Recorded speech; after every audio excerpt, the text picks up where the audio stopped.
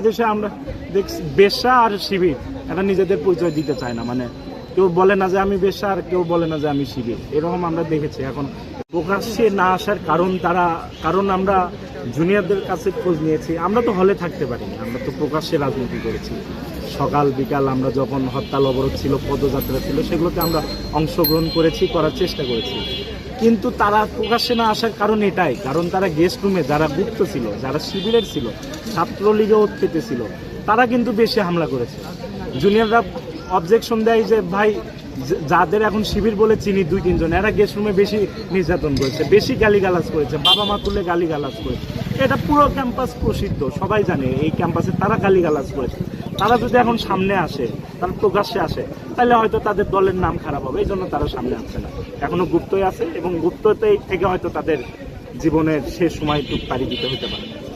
আপনি বলেই ফেলছেন যে আমার তো মনে হয় না, মানুষ তো 60-70, বাংলাদেশে মনে হয় 72 বছর গড় আয়ু এখন সম্ভবত।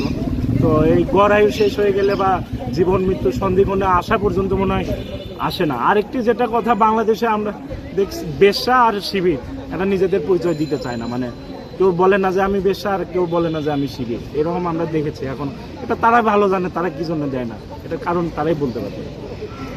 শেষ পর্যন্ত তাদেরকে ছাত্র দলের পক্ষ থেকে আমরা বলবো প্রকাশ্যে আসো, ফেক কোনো নিউজ ছড়ায়ও না, গুজব ছড়ায়ও না, প্রকাশ্যে আসো, সাথে আসো, আমাদেরকে সহযোগিতা করো, সরকারকে সহযোগিতা করো, বিরোধী দলকে সহযোগিতা করো।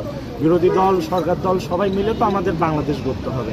আজকে দেখেন মালয়েশিয়া কোথায় গিয়েছে, সিঙ্গাপুর কোথায় গিয়েছে, তারা তো আমাদের চাইতে দরিদ্র রাষ্ট্র ছিল, তারা তো উন্নত হয়েছে, তারা তো সরকার বিরোধী দল সবাই একসাথে দেশকে এগিয়ে নিয়েছে। এখন আমি আগাবো, আমাকে সব সময় পা টেনে ধরবে, তাহলে আমার দেশ নিয়ে আগানো কঠিন। যদিও এই বাধা উপেক্ষা করেই আমাদের রাষ্ট্রনায়ক তারেক রহমান চেষ্টা করছেন, আমাদের সরকারের মাননীয় মন্ত্রীবৃন্দ চেষ্টা করছেন, নির্বাচিত এমপিরা রয়েছেন, জেলা প্রশাসক রয়েছেন, সবাই চেষ্টা করছেন যার যার জায়গা থেকে।